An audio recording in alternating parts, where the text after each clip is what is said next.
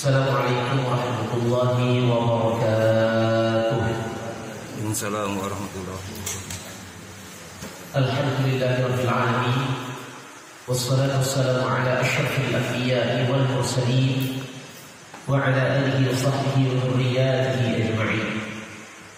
Qala ta'ala: Ya ayyuhalladzina amanu taqullaha haqqa tuqatih wa la tamutunna illa wa antum muslimun.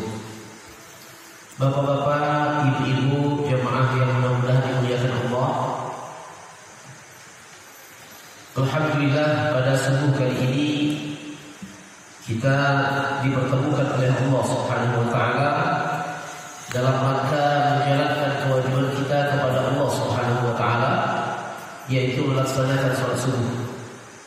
Mudah-mudahan bapak-bapak, ibu-ibu senantiasa mendapatkan rahmat dan karunia dari Allah Subhanahu wa taala. Amin ya rabbal alamin. Kemudian salawat dan salam mudah-mudahan senantiasa tercurah kepada kekasih hati kita yang mulia Muhammad sallallahu alaihi wasallam. Allahumma salli wa sallim ala nabiyyina Muhammad. Insyaallah subuh kali ini kita mohon izin untuk menyampaikan tausiah yang judulnya keutamaan masjid rumah Allah. Bapak-bapak, para hadirin jemaah sekalian yang mudah-mudahan dalam hati serta dimuliakan Allah Subhanahu wa taala. Tentunya ketika kita berbicara tentang masjid, artinya kita sedang berbicara tentang rumah Allah Subhanahu wa taala. Maka tidak ada yang lebih mulia tempat di muka bumi ini kecuali rumahnya Allah Rabbul Izzati wal Jalal. Dan Allah Subhanahu wa taala berfirman dalam surat Al-Jin ayat 18, wa annal masajida lillah fala tad'u ma'allahi ahada. Dan sesungguhnya masjid-masjid itu adalah kemuliaan Allah. Masjid-masjid adalah milik Allah. Wa annal masajida lillah. Semua masjid itu milik Allah. Lalu Allah katakan fala tad'u ma'allahi ahadan. Dan janganlah kalian beribadah kecuali hanya kepada Allah Subhanahu wa taala. Artinya rumah Allah adalah tempat kita beribadah. Ini yang pertama bapak-bapak dan ibu-ibu jemaah sekalian yang mudah-mudahan dimuliakan Allah. Lalu di dalam hadis Nabi riwayat Imam Muslim, Rasulullah berbicara tentang kemuliaan masjid, di mana beliau bersabda, ahabbul biladi ilallahi masajidha wa abghadul biladi ilallahi aswaquha. Hadis riwayat Muslim. Tempat yang paling dicintai oleh Allah di muka bumi ini adalah rumah-rumahnya, masjid. Dan tempat yang paling dibenci oleh Allah adalah pasarnya. Kenapa demikian? Karena rumah Allah tempat kita beribadah, tempat kita bertakwa kepada Allah. Adapun pasar-pasar adalah tempat di mana syaitan menyesatkan umat manusia dengan perbuatan maksiat. Jadi masjid adalah tempat yang dicintai oleh Allah. Bapak-bapak, para hadirin jemaah sekalian, ketika kita ingin mendapatkan cintanya Allah, maka tentu kita melakukan sebab-sebabnya. Maka di antara sebab datangnya cinta Allah, kalau dalam surah Al-Imran ayat 31 itu adalah dengan kita mengamalkan sunnah Rasulullah.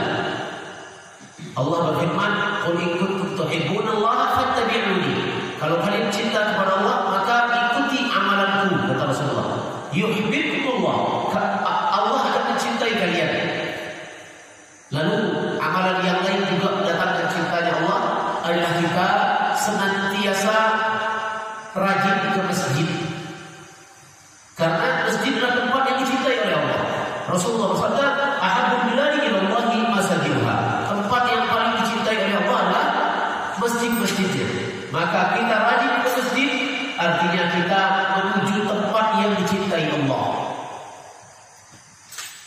Ya. Kemudian bapak-bapak, ibu-ibu jemaah sekalian,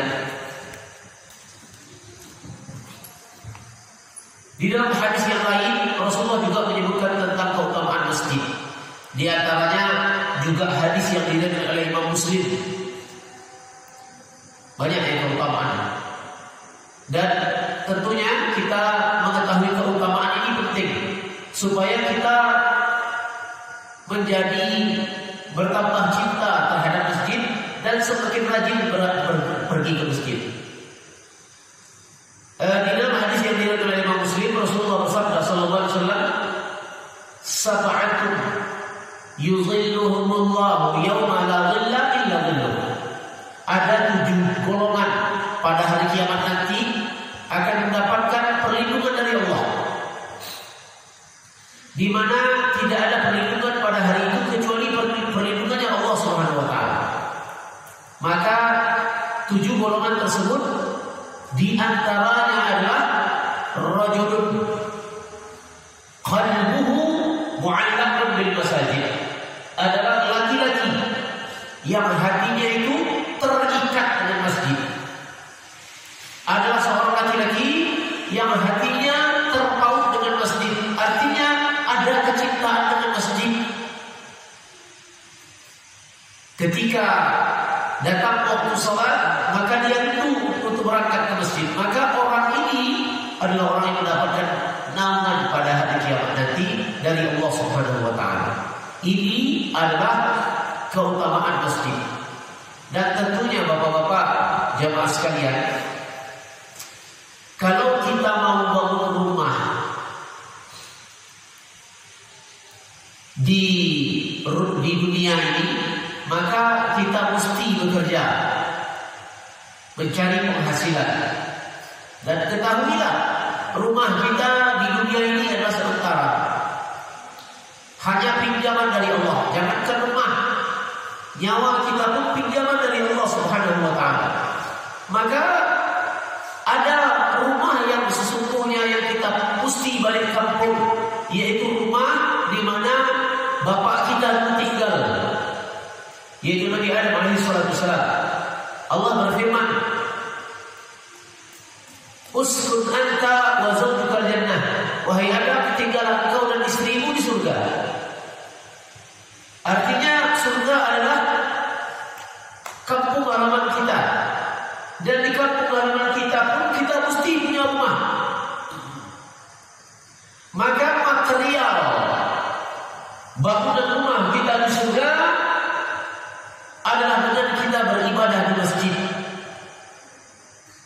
di mana Rasulullah sallallahu alaihi wasallam bersabda, barang siapa berangkat ke masjid untuk menunaikan kewajiban kepada Allah, maka Rasulullah mengatakan, "A'addallahu lahu manzilan kullama ghada raha." Maka Allah akan mempersiapkan baginya rumah di surga setiap kali dia berangkat ke masjid.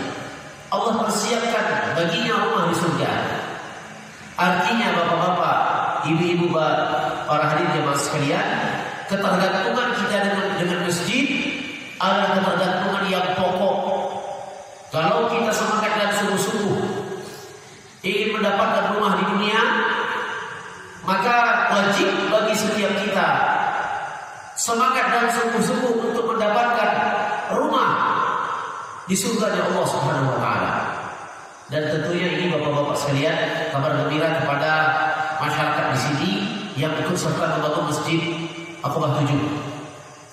Walaupun cuma satu sak semin. Rasulullah sallallahu alaihi wasallam bersabda, hadis yang diriwayatkan oleh Imam Muslim, "Man bana masjidan fil ardi banallahu lahu baitan fil jannah." Barang siapa yang membangun rumah Allah di bumi, Allah akan bangunkan baginya rumah di surga. Tentu bapak-bapak di sini, terutama yang di dekat-dekat masyarakat kita di sini dan juga dimanapun berada, yang telah ikut serta membangun masjid, walaupun satu sak semen, maka itu jariyah, pahala yang ngalir, yang tidak akan putus-putus sampai hari kiamat. Dan Allah balas baginya rumah di surga. Kita bangun rumah Allah di bumi, maka Allah akan membangun rumah kita di surga. Balasan yang tidak setimpal. Balasan yang tidak setimpal. Kita bangun rumah Allah, materialnya dari semen, dari batu bata. Allah bangun kita rumah di surga nanti terbuat dari emas, perak, mutiara, marjan, nilai yang tidak terhingga. Nah, bapak-bapak para hadirin yang sekalian, ini keutamaan masjid yang ada di dalam dalil yang sudah kita sebutkan. Nah, kemudian terdapat pula keutamaan yang lain, khususnya bagi mereka yang rajin ke masjid. Subuh, zuhur, asar, maghrib, isya, rajin ke masjid, masjid dimanapun di muka bumi ini. Bagi masyarakat kita yang di sini, masjid Aqabah 7 dan musola atau masjid yang lain, dimanapun kita berada, maka orang yang rajin ke masjid melaksanakan kewajiban Allah, melaksanakan salat dan yang lainnya, adalah disebut oleh Allah dalam surat At-Taubah ayat 18 sebagai orang yang beriman. Innama ya'muru masajidallah man amana billahi wal yawmil akhir. Orang yang memakmurkan masjid, yang melaksanakan ketaatan kepada Allah di masjid, salat dan yang lainnya, membaca Quran, maka mereka adalah orang-orang yang beriman kepada Allah dan beriman kepada hari akhir. Subhanallah, bapak-bapak sekalian, betapa banyak orang-orang yang mengaku beriman, saya beriman, saya muslim, saya Islam, akan tetapi Allah katakan mereka tidak beriman. Itu difirmankan oleh Allah dalam surat Al-Baqarah ayat 8. Wa minan nasi may yaqulu amanna billahi wa bil yawmil akhir wa ma hum bimu'minin. Banyak manusia yang mengatakan kami beriman, saya beriman, tetapi Allah katakan wa ma hum bimu'minin. Mereka tidak beriman. Kenapa? Karena tidak melaksanakan ketaatan kepada Allah, tidak melakukan kewajiban kepada Allah, tidak beribadah kepada Allah. Maka orang yang hadir ke masjid, salat subuh berjamaah, salat zuhur berjamaah, salat asar berjamaah, mereka adalah orang-orang yang beriman kepada Allah. Dan itu Allah firmankan dalam surat At-Taubah ayat 18. Innama ya'muru masajidallah man amana billahi wal yawmil akhir.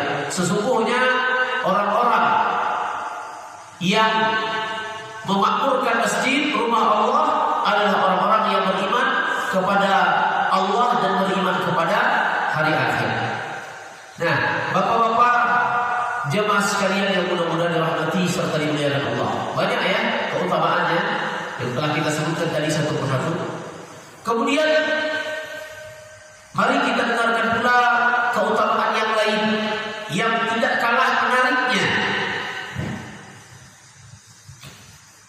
Di dalam hadis Nabi SAW terdapat, di dalam hadis yang diriwayatkan oleh Imam Muslim, Rasulullah bersabda, "Ala adullukum ala ma yamhullahu bihi al-khataya wa yarfa'u bihi ad-darajat." Maukah kalian, kata Rasulullah, aku tunjukkan amalan yang bisa menghapuskan dosa-dosa dan juga menjadikan kalian mulia di sisi Allah. Mohon maaf bapak-bapak sekalian, mulia di sisi Allah itu lebih utama daripada mulia di sisi manusia. Terkadang mulia di sisi manusia, hina di sisi Allah. Orang kaya yang mendapatkan hartanya dengan cara yang haram,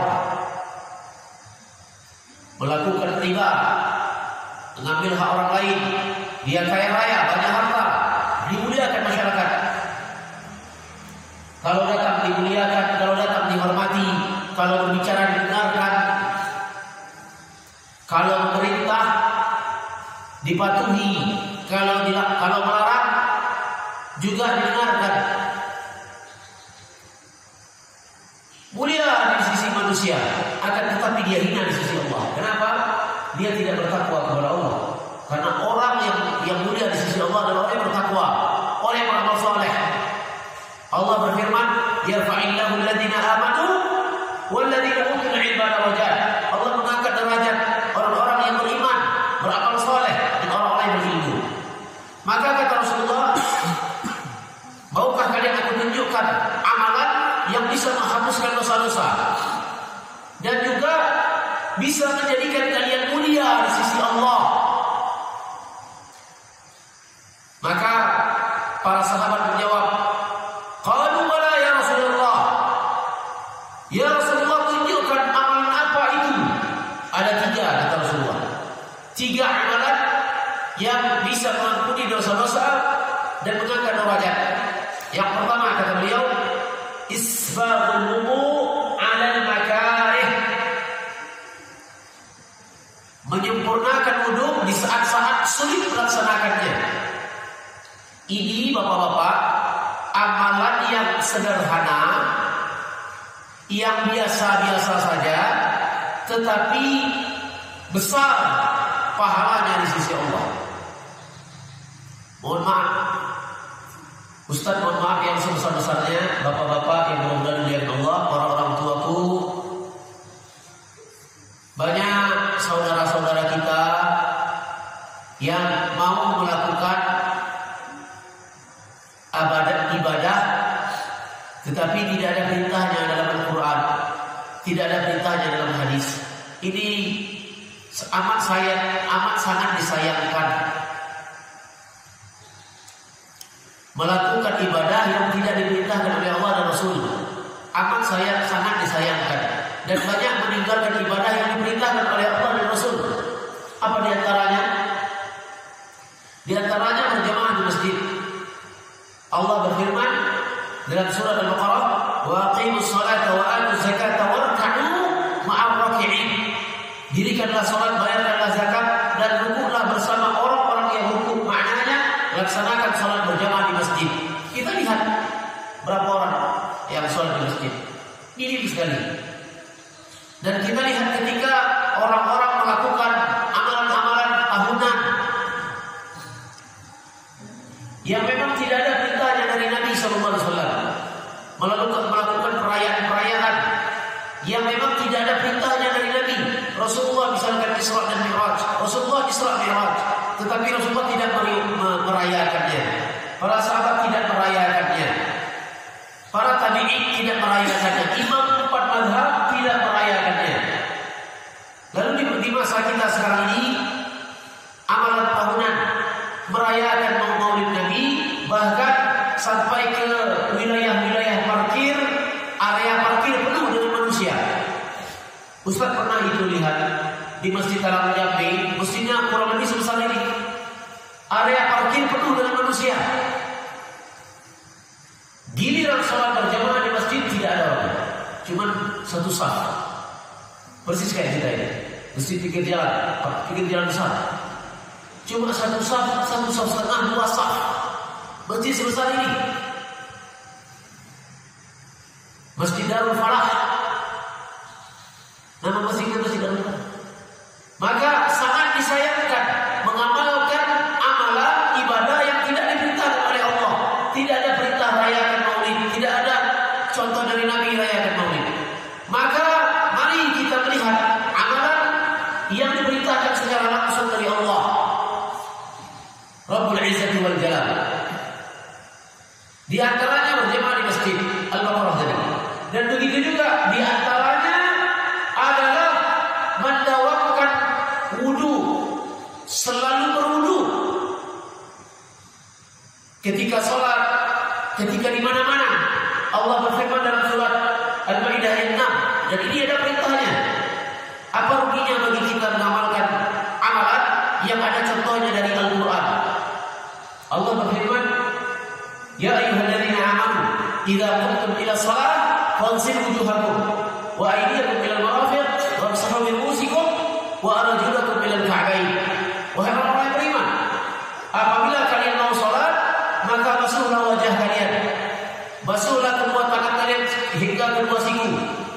usap kepala kalian dan basuhlah kedua kaki hingga mata kaki. Maka itu perintah dari Allah. Maka dengarkan hadis dari Nabi. Isbabul wudu 'alal makarih. Amalan yang bisa menghapuskan dosa dan bisa mengangkat derajat adalah menyempurnakan wudhu di saat-saat sulit melaksanakannya. Ketika kita merasa dingin,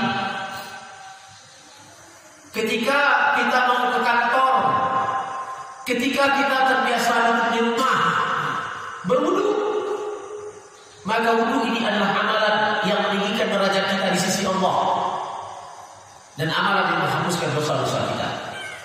Yang kedua, amalan yang kedua kata Rasulullah berkenaan dengan tausiah kita pagi ini, yaitu kasratul khuta ilal masajid, memperbanyak langkah kita ke masjid. Allahu Akbar. Sering ke masjid. Rasulullah dulu sallallahu alaihi wasallam kalau mau ada urusan-urusan, bukan hanya sholat saja di masjid, bahkan beliau berkumpul bersama para sahabat di masjid, berbicara tentang agama, ya juga termasuk tausiah seperti ini adalah termasuk memakmurkan masjid. Rasulullah bersabda, hadis yang diriwayatkan Muslim, "Majtama'a qaumun fi baitin min buyutillah yatluna kitaballah wa yatadarasunahu fima bainahum illa nazalat alaihim sakinah." Orang yang berkumpul di salah satu rumah Allah, mereka membaca ayat-ayat Al-Qur'an, mereka mendengarkan penyampaian agama, wa yatadarasunahu fima bainahum, mereka belajar di antara mereka, illa nazalat alaihim sakinah, Allah turunkan kepada mereka ketenangan hati. Siapa yang berangkat ke masjid dan melakukan amalan-amalan yang dicintai Allah, membaca Al-Quran, mendengarkan tausiah, dan begitu seterusnya, maka kasratul khutbah ilal masjid, memperbanyak langkah ke masjid. Oh, Ustaz, saya naik motor, dihitung oleh Allah, dihitung oleh Allah, karena Allah tahu hitungan berapa langkah dari rumah kita ke masjid. Jangan sampai nanti kita keluar rumah, ya, ke masjid itu cuma sekedar sambilan aja, seperti yang ada di tengah-tengah masyarakat kita, terutama masjid-masjid pinggir jalan. Banyak yang berhenti di masjid, banyak yang stop di masjid, tapi saya cuma numpang buang air kecil. Kapan nak ke masjid? Giliran nak ke masjid cuma pas nak buang air kecil, selesai berangkat. Nah, gawe. Atau misalkan masjid pinggir jalan, berhenti, stop di masjid, nak apa? Nak tidur. Cukuplah tidur di rumah. Kapan di masjid? Janganlah perlu kita bawa selimut ke masjid. Lanjut tidur di masjidnya, masjid kita beribadah kepada Allah. Nah, kalau mau istirahat tak masalah, tapi jangan sampai nanti kita datang dari rumah ke masjid nak ngejar tidur. Nah, kalau nak ngejar tidur di rumah itulah. Jadi boleh istirahat di masjid, tapi jangan jadi tujuan bahwa kita ke masjid untuk tidur. Seperti sebahagian orang yang melakukan itu di pinggir-pinggir jalan, pergi ke masjid cuma buang air kecil, pergi ke masjid cuma istirahat, atau bahkan Ustaz mohon maaf, dan alhamdulillah Aqabah 7 tidak terjadi itu ya. Sebahagian besar masjid-masjid di Indonesia ini sudah menjadi objek wisata. Itu tidak benar. Haram hukumnya menjadikan masjid menjadi objek wisata. Allah berfirman dalam surah Al-Jin tadi, wa annal masajida lillah fala tad'u ma'allahi ahada. Masjid itu rumah Allah. Rumah Allah itu fungsinya kita beribadah. Tidak boleh jadi wisata. Ada di YouTube masjid jadi tempat wisata, tempat mancing,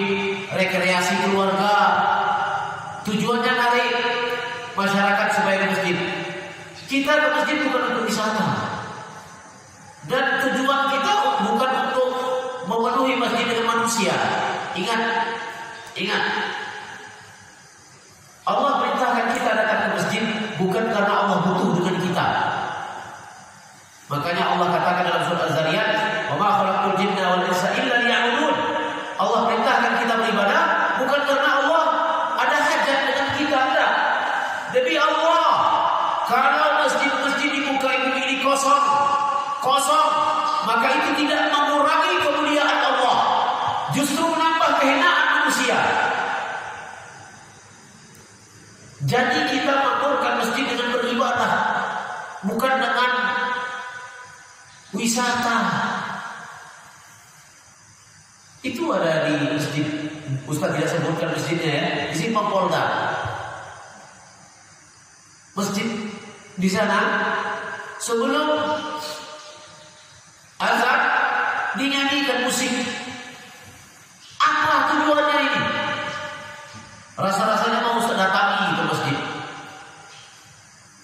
cuma belum ketemu momennya saja. Kalau seandainya ingin menarik orang datang ke masjid bukan dengan nyanyian, waliyadzubillah, masjid adalah tempat kita beribadah kepada Allah.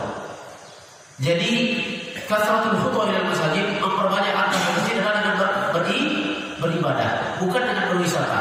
Ada di Indonesia ini ada namanya Masjid Kubah Emas. Bapak-bapak kalau di YouTube ada ya, Masjid Kubah Emas, daerah Jawa. Itu orang kalau ke masjid itu bukan untuk masuk sholat. Orang kalau ke masjid itu untuk rekreasi, bawa anak, bawa istri ya. Kalau rekreasi jangan ke masjid, pergilah ke kamar itu, putih kayu, boleh tak apa-apa. Tapi kalau masjid bukan untuk rekreasi. Rasulullah bersabda, "Kasratul khutbah ila masjid", memperbanyak datang ke masjid untuk beribadah. Ya, untuk beribadah. Nah, inilah amalan yang kedua yang bisa mengampuni dosa dan bisa mengangkat derajat. Yang terakhir, wa intizar shalah ba'da shalah, yaitu menantikan salat, menantikan waktu salat setelah kita melaksanakan salat. Setelah kita salat zuhur atau setelah kita salat maghrib, kita tunggu di masjid menantikan waktu isya. Itu keutamaannya besar sekali. Seperti orang yang diperintahkan oleh Rasulullah untuk menjaga wilayah perbatasan perang. Fadzalikumur ribat. Pahalanya seperti orang yang menjaga wilayah perbatasan perang. Fadzalikumur ribat, kata Rasulullah. Ribat. Karena orang yang menjaga wilayah perbatasan perang adalah orang-orang yang sungguh-sungguh dalam beribadah kepada Allah. Jadi umpamanya seperti itu, perumpamaannya. Jadi inilah beberapa keutamaan masjid yang bisa kita sampaikan, dan tentunya mudah-mudahan telah banyak tadi faedah-faedah dari dalil-dalil tentang keutamaan masjid. Di mana masjid ini adalah rumah Allah, tempat orang beriman untuk melaksanakan ibadah, dan banyak keutamaan yang lain. Seperti juga tadi telah kita sampaikan, menghapuskan dosa-dosa dan mengangkat derajat. Dan bahkan kita ke masjid ini adalah amalan kita di masjid ini adalah material rumah kita di surga. Jangan sampai nanti kita sungguh-sungguh bekerja di dunia untuk mendapatkan rumah di dunia, tetapi kita tidak sungguh-sungguh beramal untuk akhirat agar mendapatkan rumah di akhirat. Aku qouli hadza fastaghfiruh innahu huwal ghafurur rahim. Kalau ada pertanyaan kita persilakan. Assalamualaikum warahmatullahi wabarakatuh. Ya. Assalamualaikum Ustaz. Waalaikumsalam. Kalau tadi kami dengarkan itu kan perihal untuk orang yang membangun masjid. Bagaimana pahalanya orang-orang yang setelah itu, misalnya ada orang yang berinfak di masjid pada salat Jumat, mohon penjelasan. Ya, Masya Allah. Masya Allah. Jadi orang-orang yang berinfak untuk masjid, misalkan kotak infak Jumat dan yang lain, bahwa orang yang bersedekah di jalan Allah,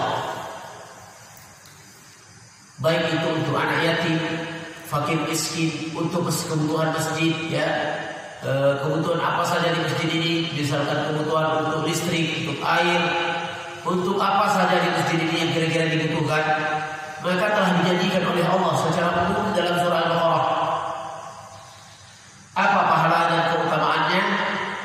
Allah berfirman dalam Al-Quran surah Al-Baqarah, alladzina yunfiquna fi sabilillah, orang-orang yang berinfak di jalan Allah, menyerahkan sebagian hartanya untuk Allah. Kama thani habatin ambatan sab'a sanabil, pahalanya seperti sebuah biji kemudian tumbuh menjadi 7 cabang. Fi kulli sunbulatin mi'atu habbah, dan setiap cabang itu tumbuh lagi 100 biji. Satu kita bersedekah 700 pahalanya. Kalau didasari dengan keikhlasan karena Allah, kehancuran itu bisa jadi hartanya atau bisa jadi kehancuran barokahnya. Ustaz, ini bukan main-main ya. Ustaz pernah datang seorang jamaah ke Ustaz, bertanya tentang harta haram. Ustaz, pendapatan saya, dan ini bukan main-main Pak Ustaz, cuma dengan cara menipu, proporsional ya. Pendapatan saya 1 bulan 1 miliar. Terkejut Ustaz dengar. Apa usaha itu? Menipu Pak Ustaz, usahanya. Usaha saya menipu. Jadi bagaimana? Saya kembalikan itu kepada Allah, semuanya tanpa terkecuali. Jadi saya cuma sekarang ini pegang motor dulu, ya, motor yang sudah jadul. Semuanya saya kembalikan kepada Allah, saya tidak ambil sedikit pun. Dan memang Pak Ustaz, ketika saya pegang duit banyak-banyak itu, tidak terasa kelezatannya. Tidak tahu nak kemana-kemana, apa yang dibelanja itu, tidak terasa, tidak terasa kelezatannya. Berkahnya dihancurkan oleh Allah. Maka orang-orang yang mendapatkan harta dari cara yang haram, hancur barokahnya. Begitu juga orang-orang yang bakhil, banyak hartanya akan tetapi dia bakhil, maka Allah hancurkan keberkahannya. Dia tidak terasa kelezatan daripada harta tersebut, hilang darinya barokah. Wallahu a'lam bishawab. Barangkali seperti itu. Kalau ada lagi sudah. Masih ada? Kalau tidak ada kita cukupkan. Ya. Assalamualaikum Pak Ustaz. Waalaikumsalam. Mau nanya, apa saja puasa-puasa itu selain puasa Ramadan? Ya. Mohon penjelasan. Ya. Di antara puasa-puasa sunnah yang dianjurkan oleh Nabi SAW, ada puasa harian, ada puasa mingguan, ada puasa bulanan, dan ada puasa tahunan. Kalau yang harian, kata Rasulullah, puasa yang paling utama adalah puasanya Nabi Daud. Puasa Nabi Daud itu memang dikerjakan oleh Nabi Daud, akan tetapi diberitakan pula dan dicontohkan pula oleh Nabi Muhammad SAW. Syariat Nabi terdahulu, tetapi Rasulullah mengamalkannya menjadi syariat kita. Sebagaimana dulu ada Nabi Ibrahim menyembelih anaknya, menjadi syariat bagi kita untuk berkurban. Syariat Nabi dahulu menjadi syariat kita sekarang ini. Maka puasa harian adalah puasa Nabi Daud yang sifatnya sehari berpuasa, sehari tidak. Sehari berpuasa, sehari tidak. Nah, itu sifat puasa Nabi Daud harian ya. Kemudian ada pula yang mingguan. Yang mingguan ini diantaranya adalah puasa Senin dan puasa Kamis. Kenapa Rasulullah suka puasa di hari Senin? Karena beliau merayakan kelahirannya dengan berpuasa di hari Senin. Jadi bolehkah kita merayakan kelahiran Nabi SAW? Boleh, tetapi dengan amalan yang beliau lakukan, yaitu berpuasa di hari Senin. Jadi alangkah bakhilnya, alangkah celakanya orang yang merayakan kelahiran Nabi setahun sekali. Tetapi kita merayakan kelahiran Nabi setiap minggunya, yaitu setiap hari Senin. Karena hari itu adalah hari di mana beliau Kemudian hari puasa minggu adalah puasa hari Kamis. Karena hari Kamis adalah hari di mana catatan amalan kita dikembalikan di Lauhul Mahfuz, dicatat di kitab besar. Dan saya senang, kata Rasulullah, ketika catatan itu dipindahkan, saya dalam keadaan berpuasa. Itu kata Rasulullah. Lalu yang ketiga, puasa bulanan. Puasa bulanan adalah puasa yang diajarkan oleh Rasulullah kepada Abu Hurairah. Abu Hurairah mengatakan, saya diwasiatkan oleh kekasih hati saya untuk berpuasa 3 hari di setiap bulannya. Ini hadisnya dari Abu Hurairah. Saya diwasiatkan oleh kekasih saya Rasulullah untuk berpuasa 3 hari di setiap bulannya, yaitu bulan Hijriah, Ayyamul Bid 11, 12 dan 13.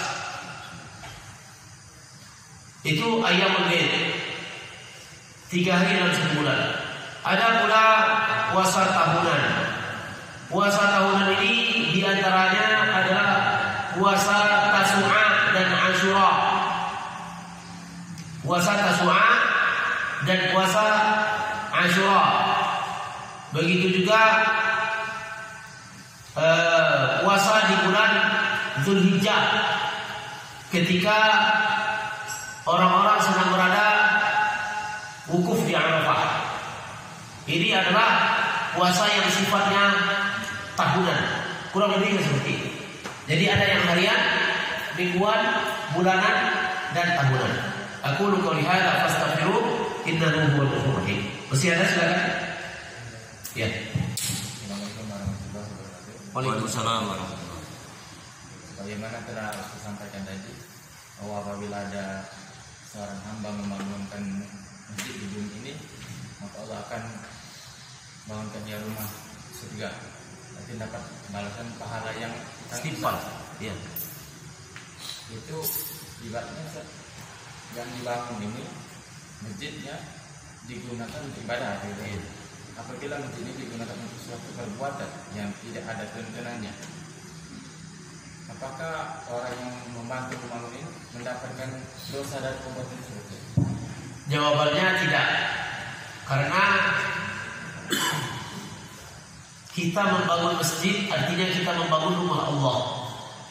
Tidak ada salahnya orang yang membangun rumah Allah, itu tidak ada salahnya. Yang salah adalah orang yang mengurus masjid itu. Yang salah itu adalah orang yang mengurus masjid itu, dia yang berdosa. Makanya Rasulullah bersabda, kullukum mas'ulun, kullukum ra'in, wa kullukum mas'ulun an ra'iyati. Kalian itu adalah pemimpin. Setiap pemimpin ditanya tentang pertanggungjawaban apa yang dia pimpin. Jadi kita bangun masjid, ternyata masjid itu diisi dengan acara-acara bid'ah misalkan. Maka apakah kita mendapatkan dosanya? Tidak. Membangun masjid amalan mulia, sunnah Rasulullah SAW. Akan tetapi orang yang mengisi masjid itu melakukan tindakan-tindakan di luar tuntunan di masjid itu, mereka yang berdosa. Artinya kita tidak. Insya Allah tidak. Ya, barangkali seperti itu. Masjid itu kan rumah Allah, bangun saja. Kalau ada masjid-masjid misalnya, tapi memang lebih utama apa namanya, kita membangun masjid yang difungsikan untuk sunnah. Itu lebih utama, tapi tidak berdosa dan tidak salah. Kalau ada masjid umum kita bersedekah, tidak ada masalah, tidak berdosa, cuma lebih utama. Ya, masih ada silakan. Ya.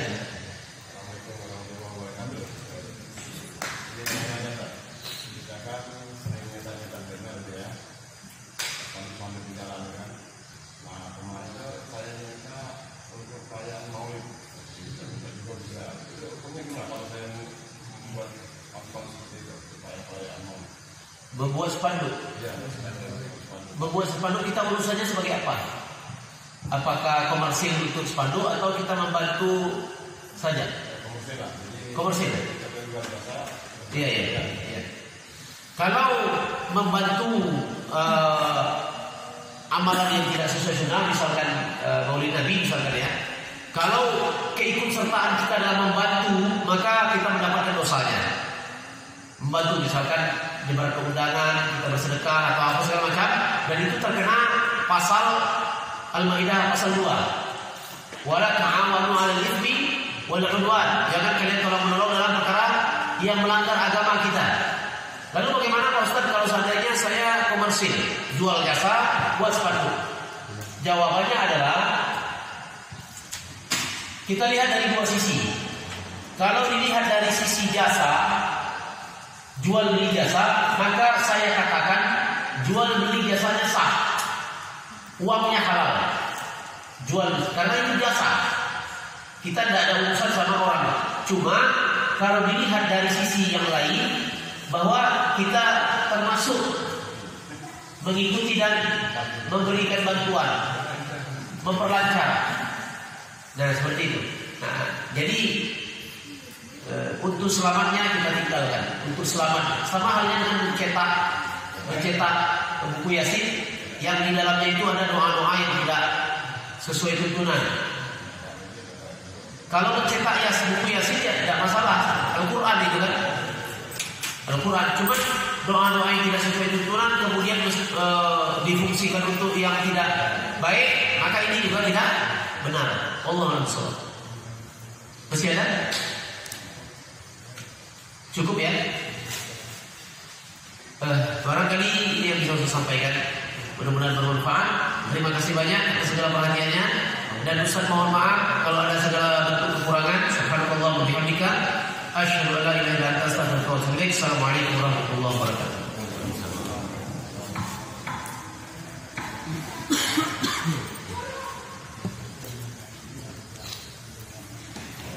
Assalamualaikum Ustaz. Mohon waktu setelah kajian sholat subuh ini biasanya ada hadiah untuk jamaah Ustaz. Alhamdulillah. Jadi hadiah ini MP3 Quran, cuma karena memorinya belum siap kami berikan playernya dulu Ustaz. Mudah-mudahan nanti untuk minggu-minggu berikutnya bisa lengkap dengan memorinya. Cuma hadiahnya cuma satu Ustaz. Dari 21 jemaah yang hadir, kami mohon Pak Ustaz sebutkan nomor aja kira-kira berapa yang nomor berapa ya? Nomor 7. Nomor 7. Tapi saya nggak pakai kacamata Ustaz tadi. Nomor 7 saudari Talia. Ibu, anak Talia anak saya. Masya Allah. InsyaAllah bermanfaat. Nanti kalau punya memori silakan dibawa ke masjid, nanti kita kopikan ada ya, filenya ya. Cuma memorinya belum ada yang ini ya. Masih berbalik. Jadi begitu Ustaz. Ya, siap. Untuk pagi ini ada 9 untuk sahabat pagi kami persilakan. Assalamualaikum warahmatullahi wabarakatuh. Waalaikumsalam warahmatullahi wabarakatuh.